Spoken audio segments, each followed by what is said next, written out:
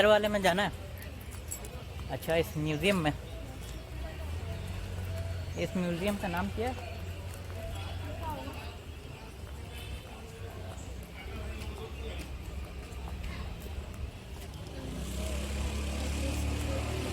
Hello friends, तो अभी हम लोग आ गए हैं एंसेस्ट्रल गोवा में।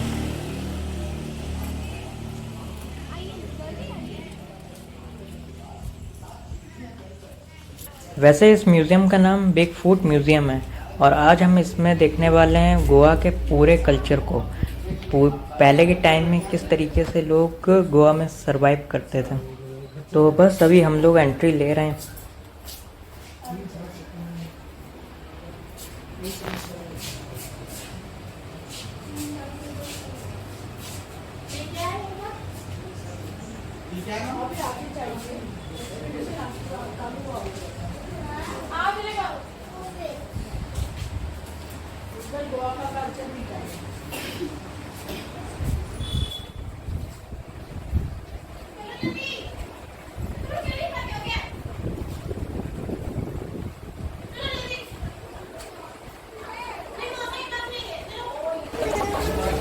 अब यहाँ से हम लोग गोवा का पूरा कल्चर देखने वाले हैं। कितने सुंदर तरीके से गोवा के पूरे कल्चर को प्रेजेंट किया गया है। आप लोग जैसे देख सकते हैं, यहाँ पे साउंड प्रूफ से सारी बात बताई गई हैं बातें, और ये वीडियो काफ़ी इंटरेस्टिंग होने वाला है, तो आप लोग इसको एंड तक जरूर देखिएगा। पीछे जो दिख रहा है वो नमक की खान है। समुद्र का खारा पानी ऐसी ही खानों में छोड़ा जाता, जहाँ तेज धूप में पानी वाष्पित होकर नमक पीछे रह जाता। अब आप आगे बढ़कर पिट्टू से मिलिए।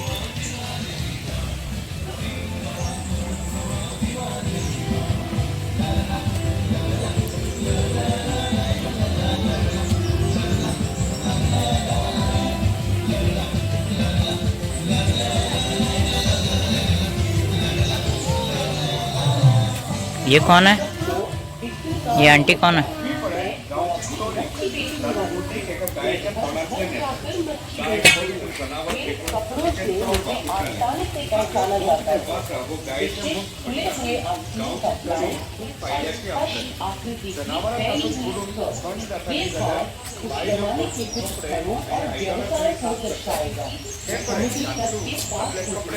पीछे नारियल छिलने वाले काम पे लगे हैं।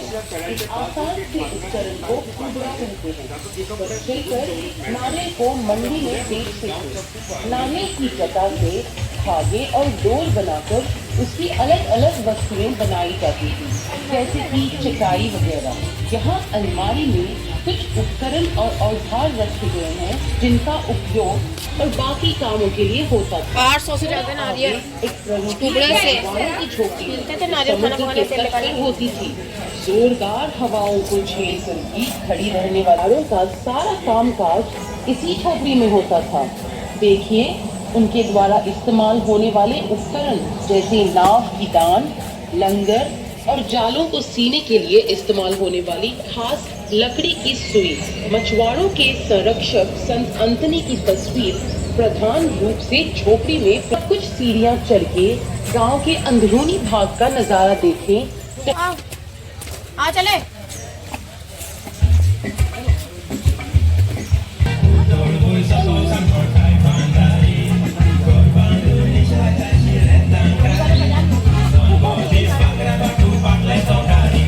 सीढ़ियां चढ़ने के बाद दाहिनी ओर जुआओं का घर है, जिससे वो ऊपरी पत्तों को तराशता है। इस नारियल के अर्क से गोवा का जमीन खोदने के सारे उपकरण जैसे हल, मिट्टी बराबर करने का लेवलर आदि यहाँ प्रदर्शित है।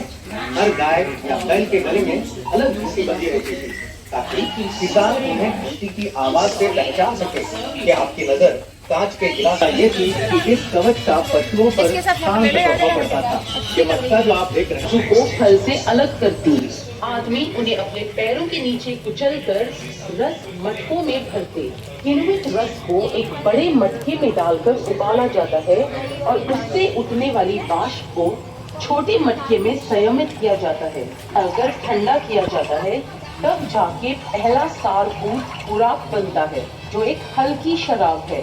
इसे खासकर गर्मी के महीनों में पिया जाता है। गुलाब को एक बार फिर जब और किण्वित रस से मिलाकर उबालते हैं, तब जो दूसरा सारभूत होता है उसे काजू फेनी कहते हैं। यह काफी तेज शराब होती है। काजू के बीज को सेंक कर फोड़ते हैं। इनका उद्देश्य होता था या तो किसी इंसान की मृत्यु के स्थान पर स्मृति के तौर पर या सुनसान जगहों पर, ताकि यात्रियों को इस बात से आश्वासन हो कि भगवान उनके साथ हैं।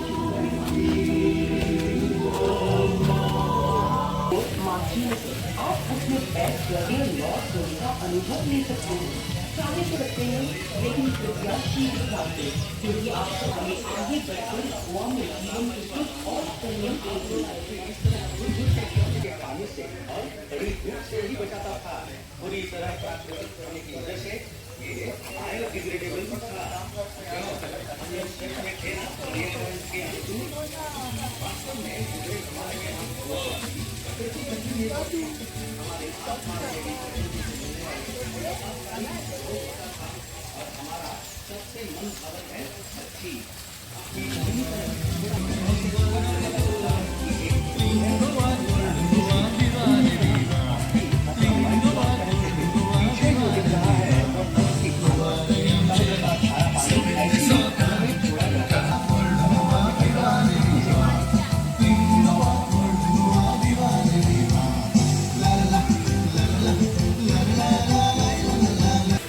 गांव के मुंह का झरना। यहाँ पानी नहर से होकर गांव के मुंह से बहता है, क्योंकि गाय को एक पावन पशु माना जाता है। ये झरना गांव वालों के और महिलाएं यहाँ पर कपड़े और बर्तन धोती थी, जैसे कि आप शांति को करते देख रहे हैं। झरने के बाजू में लेटराइट के पंप। उन दिनों में कुम्हार बहुत ही महत्वपूर्ण होता था, क्योंकि ज्यादातर घरेलू वस्तुएं मिट्टी की थी। इन बर्तनों को बनाने की विधि देकर कच्चे बर्तन को पकाने तक। नंदू के बगल में इनास का घर है। इनास के पहने जाने वाले वस्त्र यहाँ प्रदर्शित हैं। आपके पीछे है गोवा का चरवाहा, जिसे दंगर कहते हैं। ये सयाद्री के पहाड़ी इलाकों में बसता है। बदले में अपने उपभोग के लिए अनाज ले जाता था। दंगर हमेशा एक कंबल लेके चलता, जो वो पगड़ी या तौलिए के रूप में इस्तेमाल करता था। यहाँ की लोकप्रिय भावना है कि प्रत्येक व्यक्ति और जगह का एक निगहबान फरिश्ता होता है। यहाँ सीढ़ी के बगल की जगह इस गांव के संरक्षक राखोंदार को समर्पित है। जब भी गांव वाले बाहर यात्रा करते तो अपनी और घर वालों की सलामती के लिए साथ दिए जलाते थे। उन दिनों राखोंदार को मिट्टी के घोड़े देख चढ़ाते थे शीघ्रता से, क्योंकि कुछ ही मिनट में अगले भाग का दौरा शुरू होने वाला है।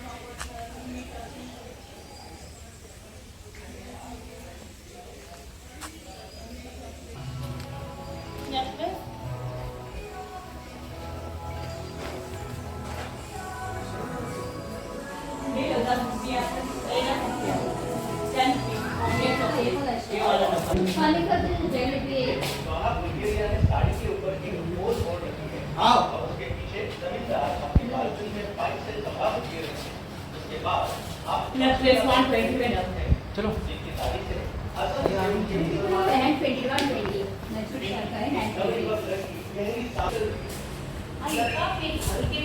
जब तक बालों को फूलों से संवारा नहीं जाता, तब तक औरत का पहनावा ही दिखते हैं।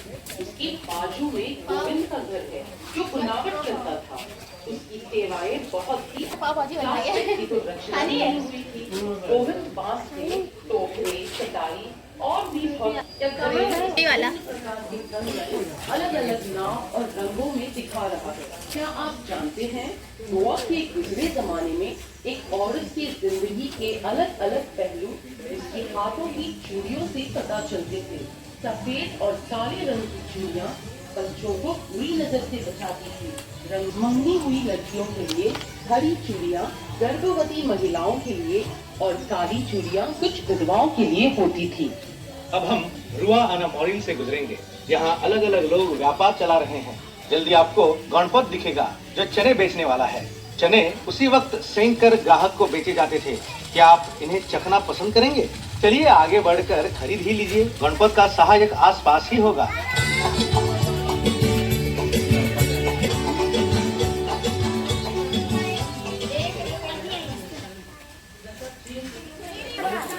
गुड़ भी है, जलेबी भी है। बहुत सारी मिठाई है।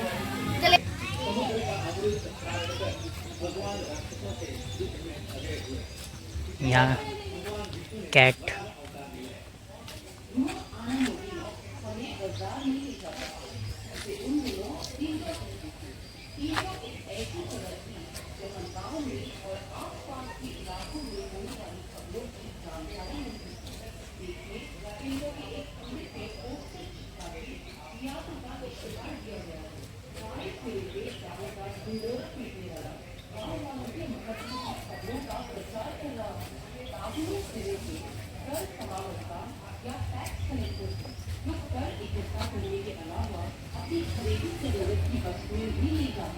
आपके पीछे जो दो लाइट के खंभे हैं उसे दोहने कहा जाता है।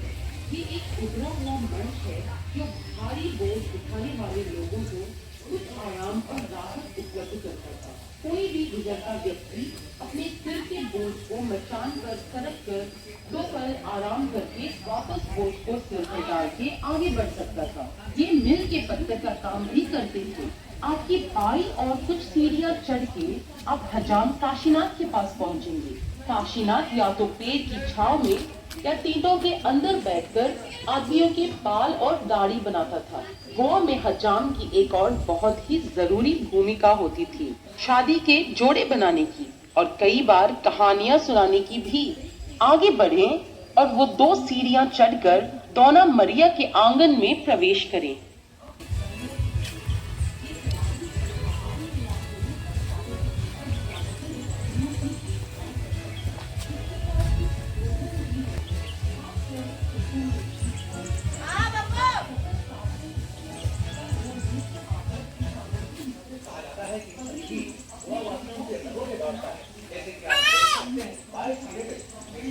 गिरिजाधर गायक दल के अपने घर में प्रतिभाशाली बच्चों को विशेष क्लासेस दे रहे हैं। उस समय सर्वाधिक अधिमान्य बाजा वायलिन था। वायलिन इतना लोकप्रिय हो गया कि भारतीय शास्त्रीय संगीत में उसे अंगीकृत किया गया। मिस्त्री के घर के ठीक ऊपर आपको एक सन डायल या धूप घड़ी दिखाई देगी। सही भौगोलिक वक्त चाहते हैं तो अपनी घड़ी को सही कीजिए। मिस्त्री के घर के बाद तंबाकू घरों से ही गोवा में डाक अलग से दिखेगा, दिखना चाहिए। यहाँ झरने का पानी नहर से होकर समुद्र के बादशाह पोर्ट नेपच्यून के मुंह से निकलता है। ये पानी गांव से घूमते हुए बहकर आखिरकार उस तालाब में पहुंचता है जो हमने पहले देखा था। अब दोना मारिया से मिलकर उनके घर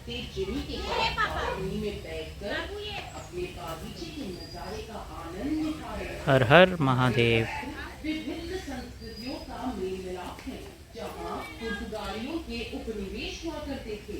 हमारा चीनी ट्यूनिक या चुस्त जैकेट का आशोधन है। हमारा लहंगा दक्षिण पूर्व एशिया में कमर पर पहने जाने वाले वस्त्र सरों का अनुकलन है और उसे थोड़ा सा भारतीय टच देने के लिए हमने कंधे पर दुपट्टा ओढ़ रखा है। हमारे घर के स्तंभ के नीचे की चौकी ऊंची है और ऊपर चढ़ने के लिए कई सीढ़ियां हैं।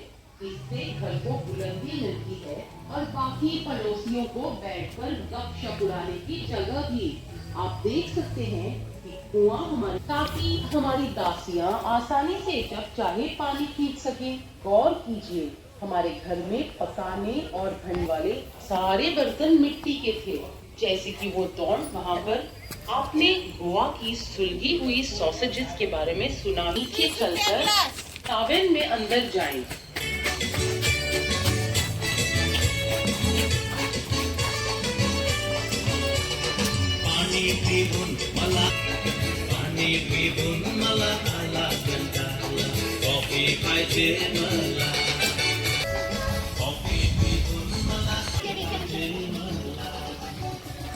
वास्तव में गोवा के हर गांव में मधुशाला होती थी, जिसे तावेर्न कहते थे। इस बड़ा मशीन का मंदिरों काफी इस्तेमाल होता था। शाम के वक्त काम खत्म कर थके हारे पुरुष यहाँ इकट्ठे होकर एक दो शराब के घूंट पीते और गपशप अदला बदली करते। उन दिनों ये एक ऐसी जगह थी जहाँ के मुकाबला खेलते देख सकते।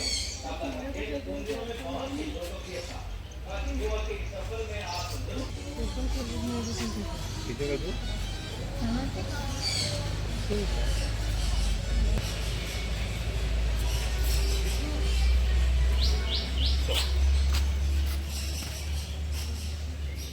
ये देख बापू, ये देख।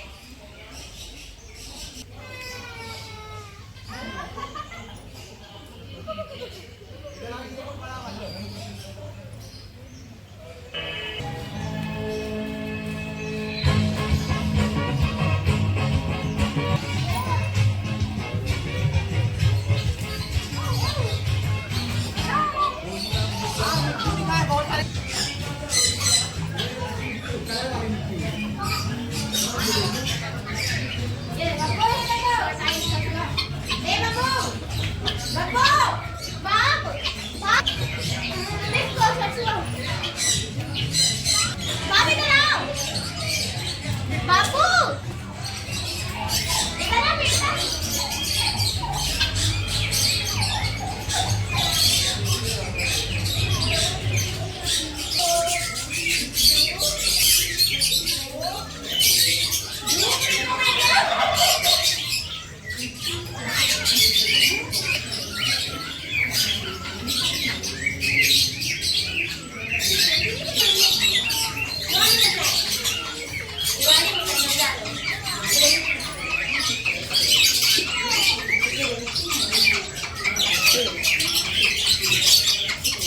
बताओ।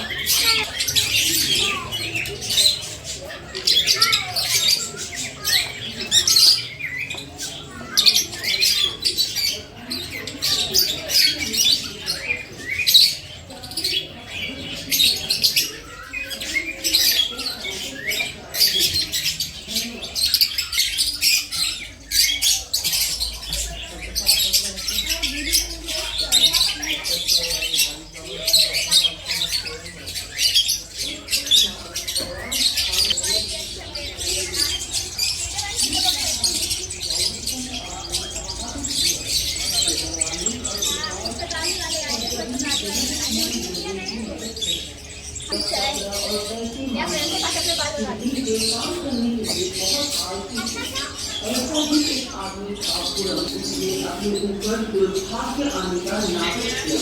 और महादेव से मदद मांगी। महादेव इतने दयालु थे कि उसे मना नहीं कर पाए, लेकिन उसकी लालच का कोई अंत नहीं था। वो और अधिक पैसे। महादेव और उसकी बीवी बेघर होकर सड़क पर उतर आए। फिर एक दिन महादेव की पत्नी बहुत बीमार पड़ गई, लेकिन कोई उनकी मदद के लिए नहीं पहुंचा। जिनकी मदद करने के लिए महादेव ने अपना सब कुछ त्याग कर दिया, वे भी उसकी मदद के लिए नहीं आए। कि वो अपने हाल में खुश है, उसके उत्तर से प्रसन्न होकर भगवान ने महादेव को वरदान मांगने को कहा। तब महादेव ने भगवान से एक छोटी सी जगह मांगी, जहाँ वो खड़ा रहकर मानवता की शांति के लिए प्रार्थना कर सके। महादेव की अधिक परीक्षा लेने के लिए भगवान ने उन्हें एक गर्म चट्टान दिखाई। महादेव राजी खुशी उस चट्टान के एक पैर पे खड़ा हो गया और कई सालों तक प्रार्थना की। उसकी आस्था से प्रसन्न होकर भगवान महादेव को स्वर्ग में ले जाते हैं, लेकिन उसके पैर के निशान उस चट्टान पे हमेशा पेश करें तो आप महादेव के पैरों के निशान पाएंगे। अब हम लोग उस फुटप्रिंट को देखने वाले हैं जिसके नाम पे ये पूरे म्यूजियम का नाम पड़ा।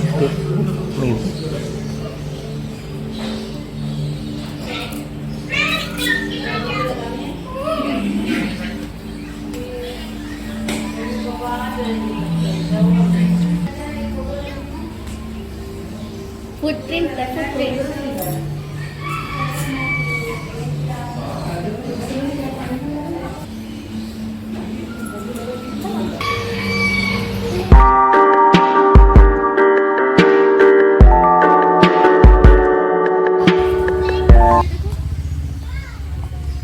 अब हम लोग यहाँ से एक शेर की गुफा में एंटर करने वाले हैं।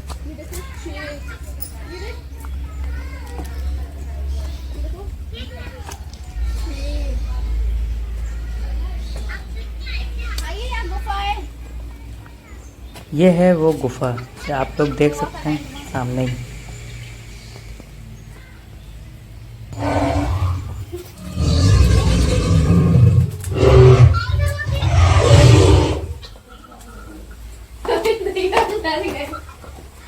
वाव, शेर की आवाज सुन के देखो ना।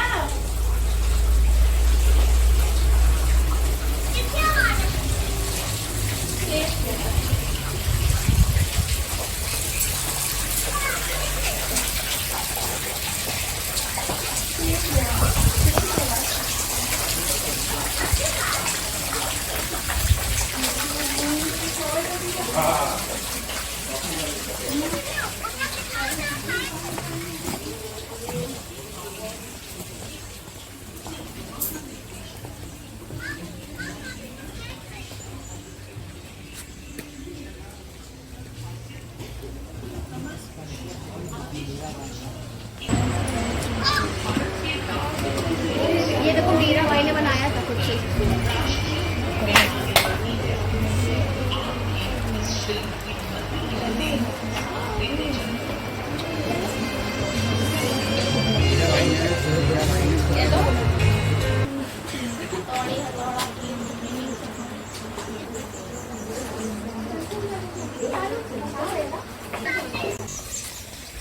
यहाँ की ब्यूटी अच्छी है ना। ये कल्चर है गोवा का।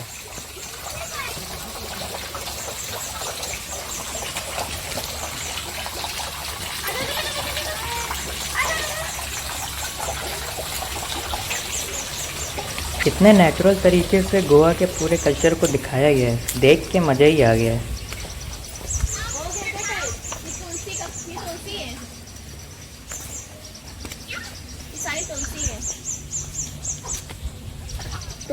आज मॉर्निंग में तुम ही लोग कह रहे थे कि यहाँ पे तुलसी का कोई पौधा नहीं है।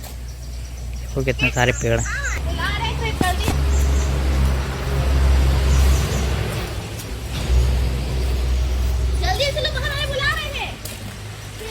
जल्दी जल्दी चलो, बच्चों बुला रहे हैं।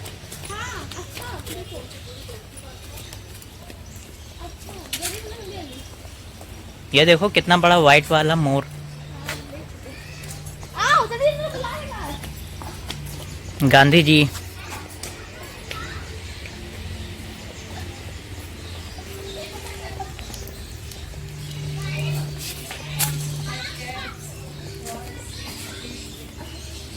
जल्दी जल्दी बाहर बुला रहे हैं।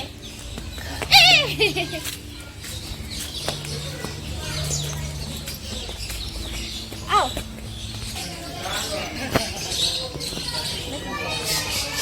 तुम सब देखो देखो सब तुम देखो पता नहीं क्या क्या है।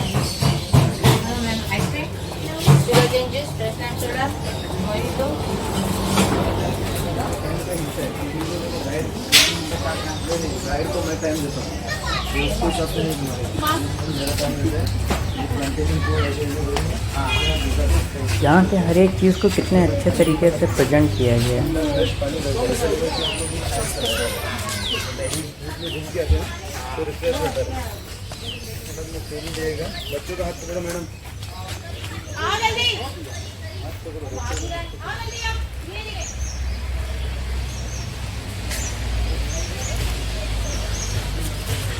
अरे भागो मत, भागो मत।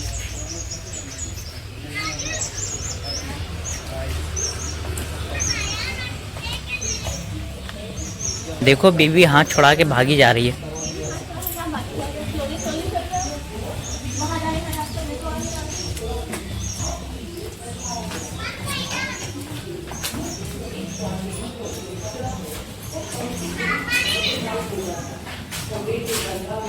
चलो चलो चलो